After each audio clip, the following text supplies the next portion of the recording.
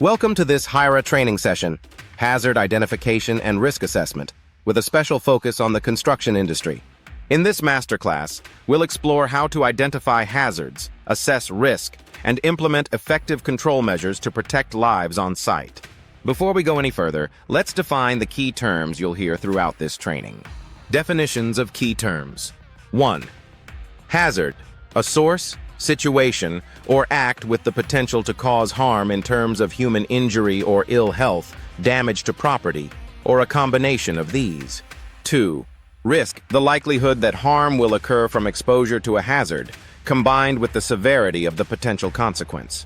3. Risk assessment. A formal process of evaluating risks to health and safety arising from workplace hazards and determining appropriate ways to eliminate or control them. 4. HIRA, Hazard Identification and Risk Assessment. A structured method used to identify hazards, assess their risk level, and decide on preventative or corrective measures to ensure safety. 5. Control measure. An action or procedure used to eliminate or reduce risk to an acceptable level. 6. Hierarchy of controls. A system for ranking risk control methods from most effective to least effective, elimination, substitution, engineering controls, administrative controls, and personal protective equipment, PPE. 7. Likelihood a rating of how probable it is that a hazard will cause harm, often expressed as rare, unlikely, possible, likely, or almost certain. 8. Consequence or severity. The potential impact or outcome of an incident should the hazard cause harm, ranging from minor injury to fatality. 9. Residual risk, the level of risk remaining after control measures have been implemented. 10. Safe Work Procedure, SWP. A step-by-step instruction that guides workers in safely performing specific tasks while minimizing risk. 11. Permit to Work, PTW. A formal written system used to control certain types of high-risk work, ensuring proper authorization and hazard management. 12. Competent person. An individual who has the required knowledge, training, and experience to perform a specific task safely. With these definitions in mind, let's now dive into the why, how, and when of HIRA. In construction, safety isn't a formality. It's survival. Steel, concrete, heights, confined spaces, tools that cut, and equipment that crush, our environment demands vigilance. And that starts with mastering HIRA, the system that helps us see the risk before it becomes the incident. In construction, safety isn't a formality. It's survival. Steel, concrete, heights, confined spaces, tools that cut, and equipment that crush. Our environment demands vigilance. And that starts with mastering HIRA, the system that helps us see the risk before it becomes the incident. Section 1. What is HIRA? HIRA stands for Hazard Identification and Risk Assessment. It's the foundation of all proactive safety measures. It is a systematic process used to detect hazards, evaluate the risk they pose, and determine the appropriate control measures to either eliminate or minimize those risks. But HIRA is not just a document or a tick box. It is a mindset, a constant awareness of your surroundings, your actions, your tools, and your team. Section 2. Why HIRA matters. Construction accounts for thousands of injuries and fatalities globally each year. In South Africa, it is among the top 3 industries with the highest occupational fatalities. And nearly all of these incidents follow a familiar pattern. Someone missed a hazard or underestimated a risk. HIRA is designed to break that pattern. It transforms reaction into prevention. It empowers teams to say, "We saw it coming, and we did something about it." And beyond safety, it's the law. Section 3. Legal responsibilities.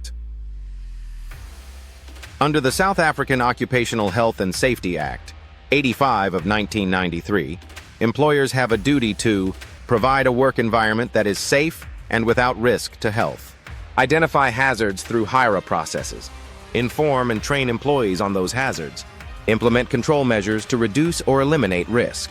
Sections 8, 9, 13, and 14 of the Act make HIRA a shared responsibility. Employers must assess risks and plan controls. Employees must comply, report unsafe acts, and participate in safety processes.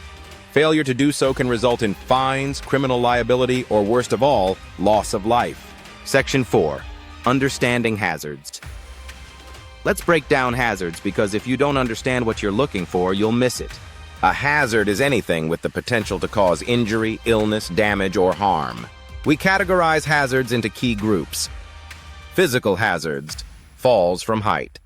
Moving plant or machinery, falling objects, slips, trips, and uneven surfaces, noise and vibration, radiation or extreme temperatures, chemical hazards, cement, solvents, glues, and resins, silica dust from cutting bricks or concrete, fumes from welding or spray painting, fuel spills and combustible materials, biological hazards, sewage, contaminated soil, stagnant water breeding bacteria, insect or animal bites on outdoor sites, ergonomic hazards, repetitive lifting, poor posture while operating machinery, overexertion or poorly designed tools, psychosocial hazards, fatigue from long shifts, stress from deadlines or conflict, lack of supervision or communication breakdown, electrical hazards, live wires, overhead lines,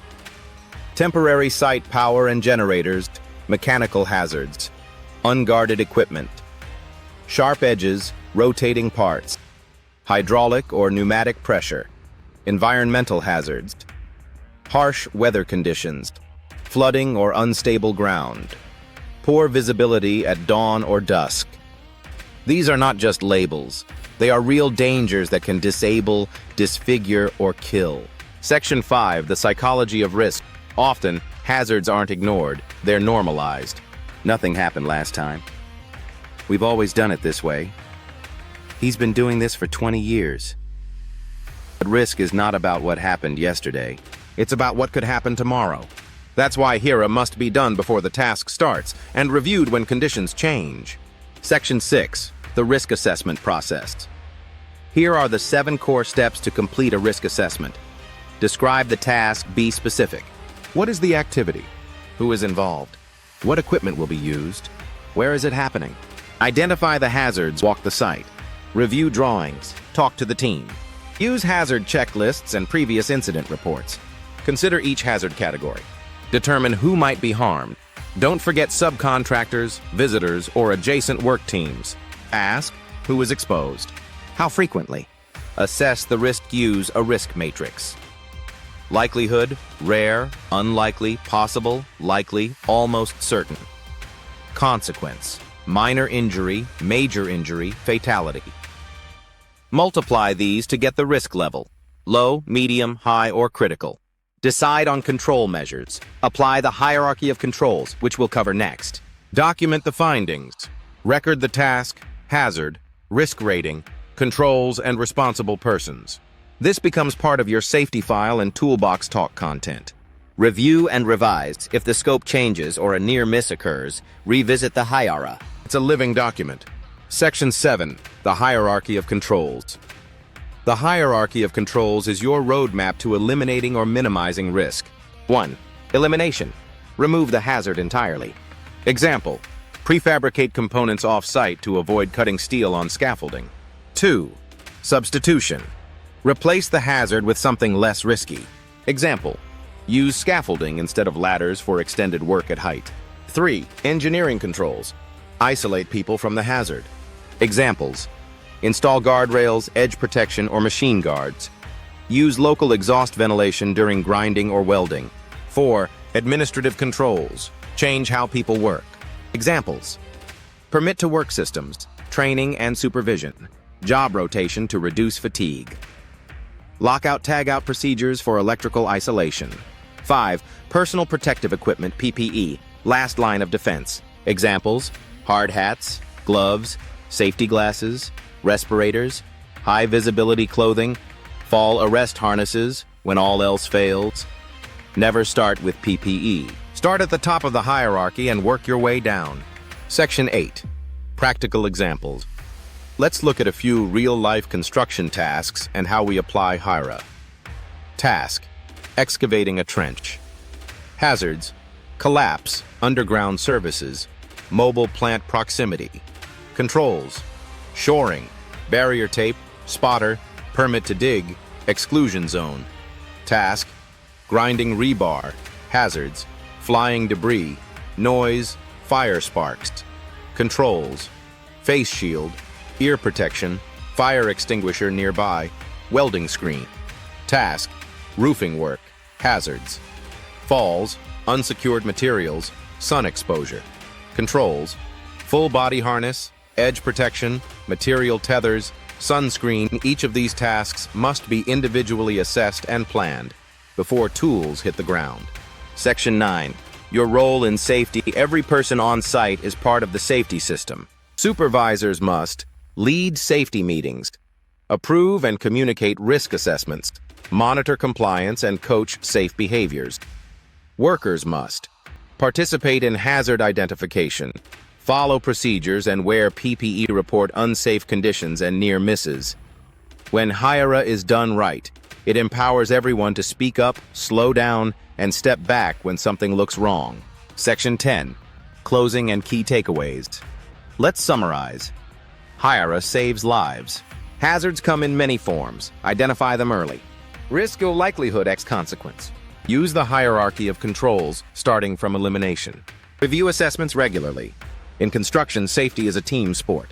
Every cut you make, every hole you dig, every height you climb, ask, what could go wrong here? What am I doing to stop it? See it. Assess it. Control it. That's HIRA. Be vigilant. Be proactive. And always be safe.